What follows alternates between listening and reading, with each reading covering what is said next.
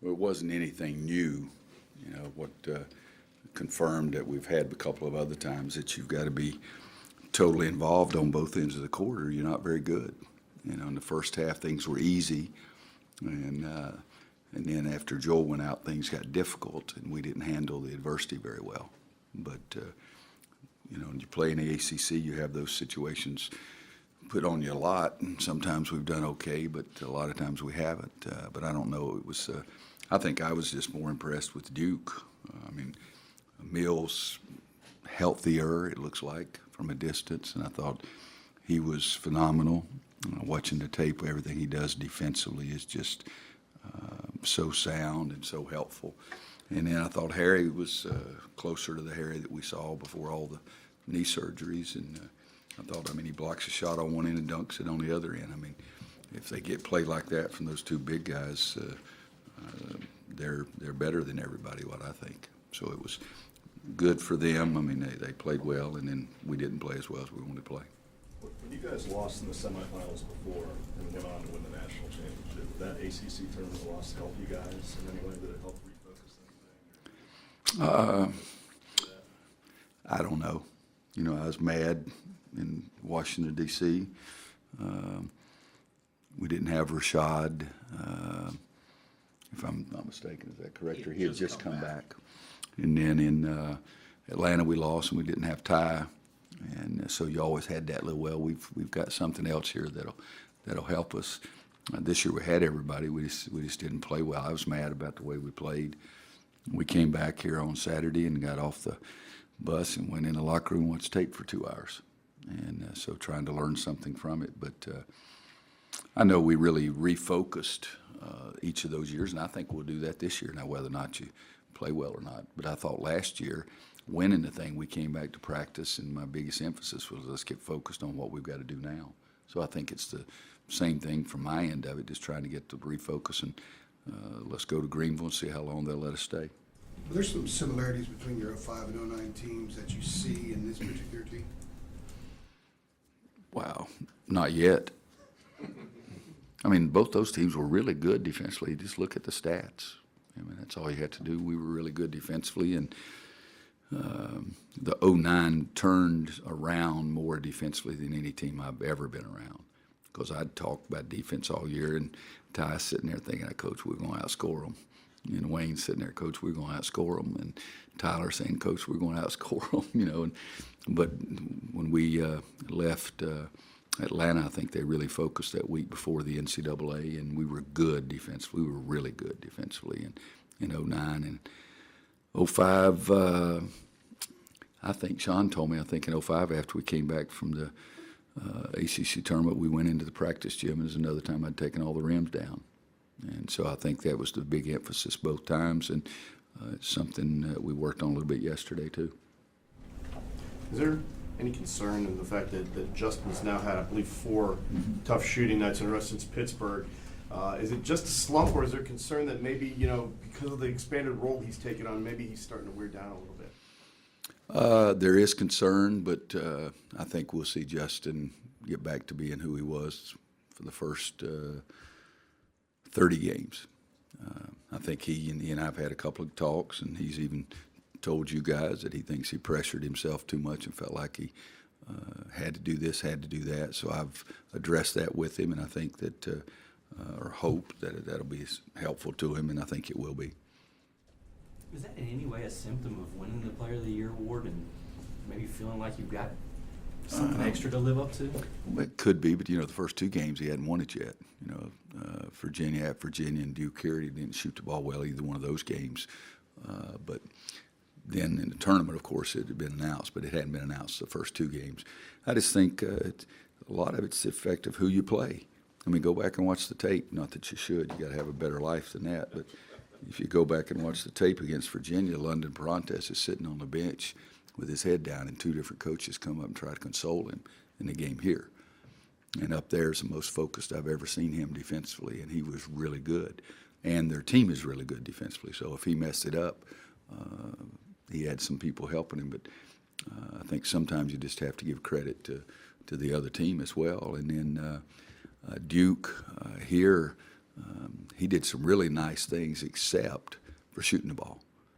Joel Berry makes 5 threes in the first half, and nobody was concerned about what Justin was doing. But second half, he finally made the 3, and it was a big sigh of relief for him.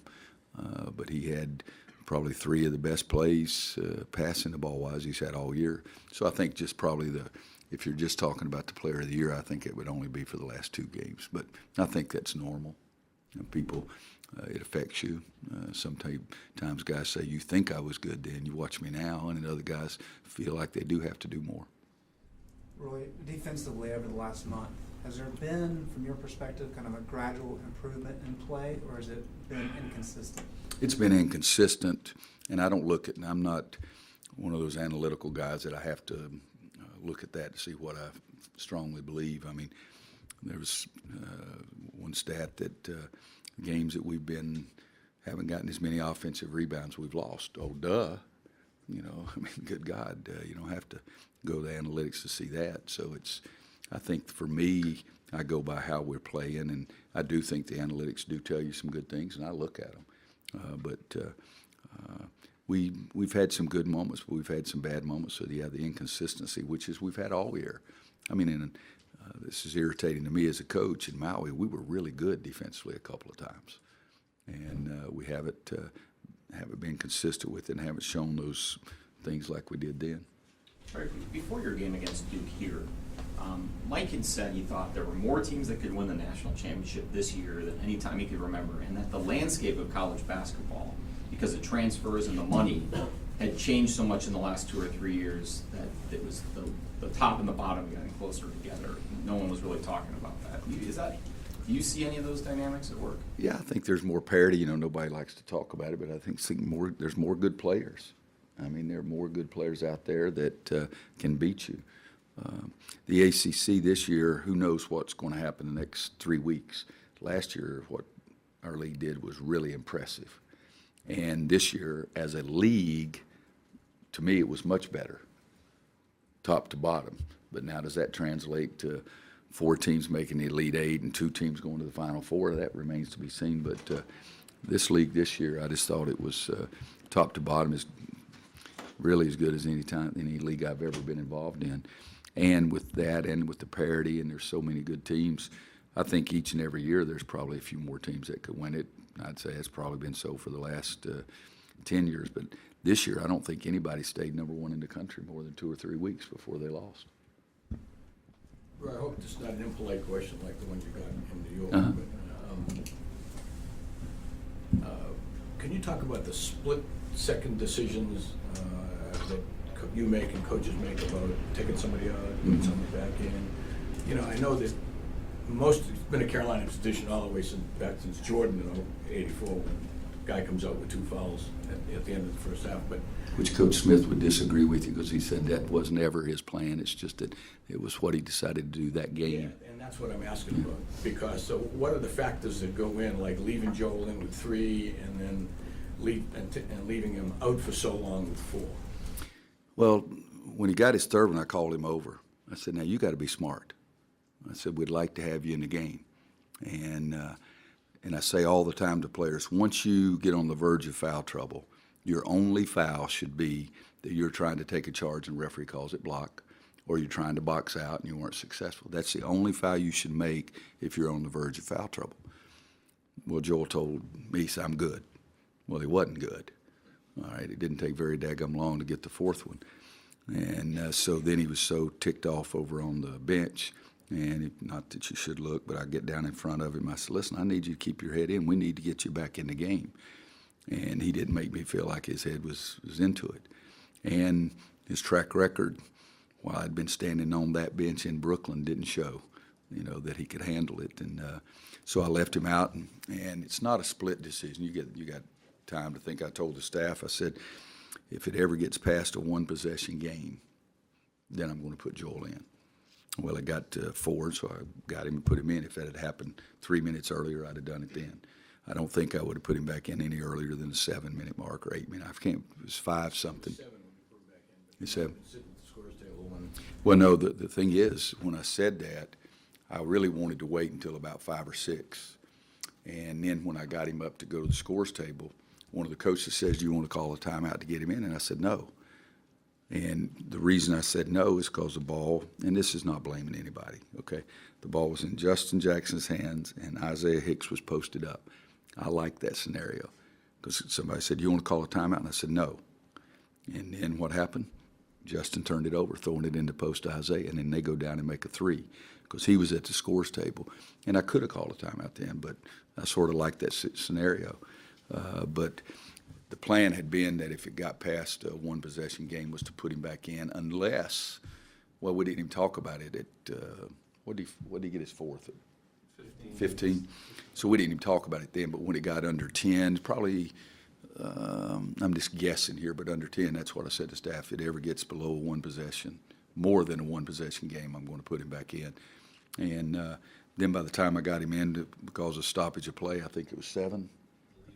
I think it was 7 then when I got him back in. And so it's, but with him, he had shown me, because after I pulled him over the side and talked to him, I said, "Now don't do anything stupid." And what did he do? Something stupid. I mean, you just reach.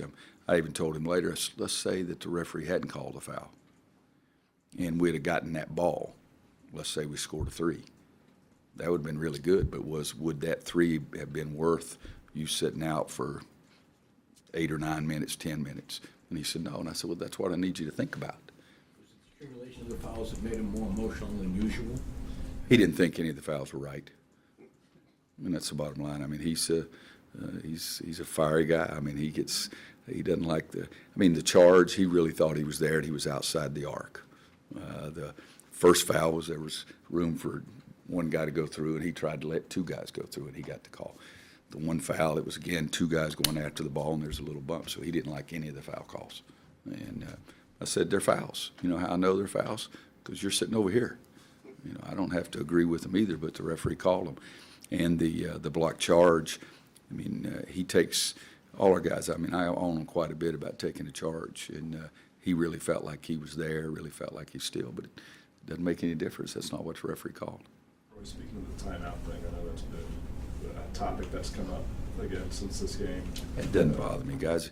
Find something damn original to think about. I mean, I've been criticized for 29 years for not calling timeouts. I'm still 5'10" and a half.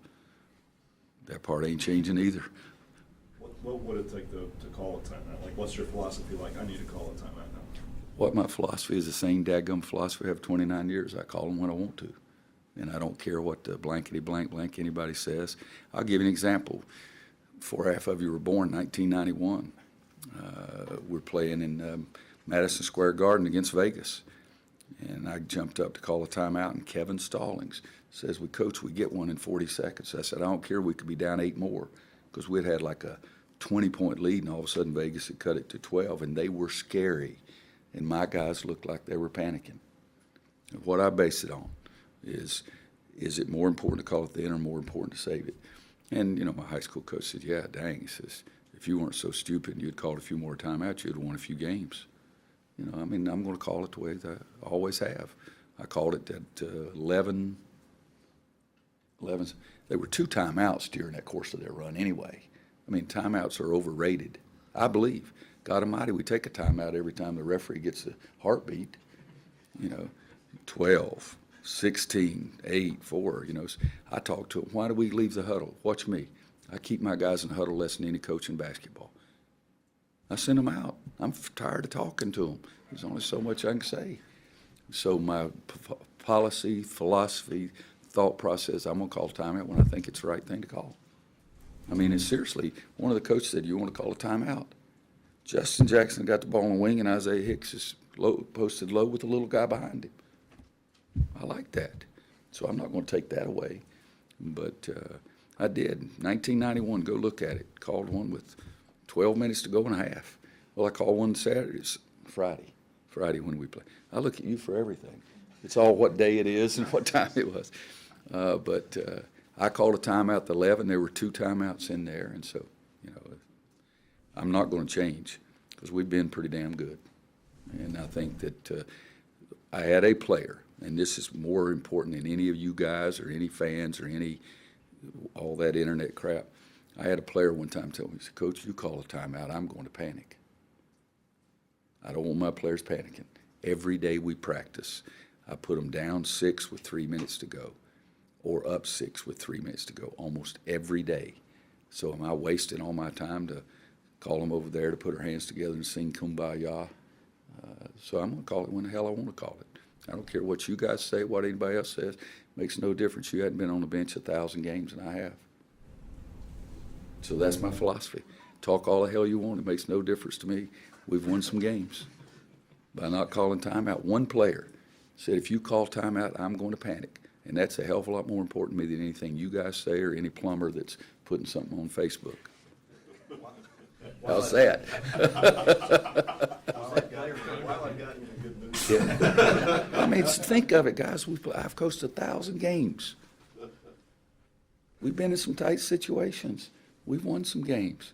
I have never, hey, maybe this will work again. This one, you already had 2 timeouts. I mean, you already had 2 times to talk to them. So. Yeah, I mean, that's the whole thing. We talked already twice. And then I call one with 11 because I didn't like the good look on our guy's face. That's your answer. If I don't like the look on my guy's face, I'll probably call a timeout. But we've been there before. Really. Every day, 86-80. Before we played Virginia, I'll tell Tony this. He changed my practice because I'll make it 66-60. I swear to God, that's the truth. You can go back and look. If we get ready to play Virginia, a late game scenario, it's 66-60.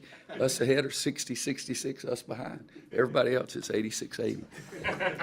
One year we played Billy Tubbs when he was at, maybe it was TCU. Yeah, I think it was. Didn't he coach at TCU? Mm-hmm. Yeah. So I made it 96-90.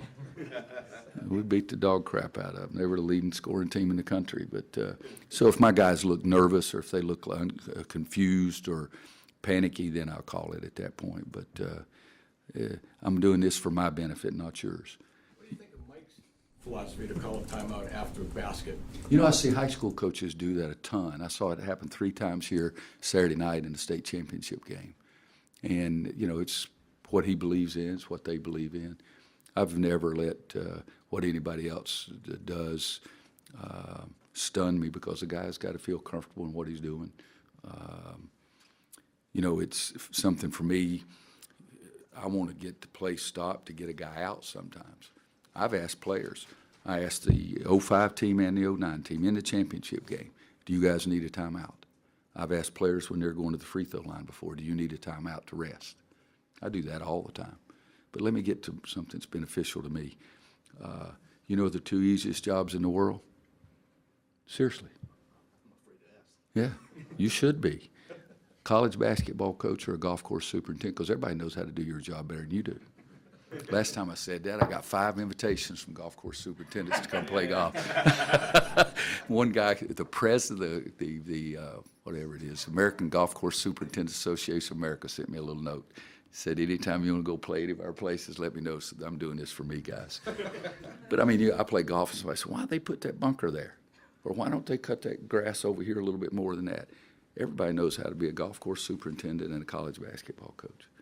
This press conference is really, yeah, this press conference is deteriorated. Anybody got anything else that's good? No, it's you're doing truly yourself.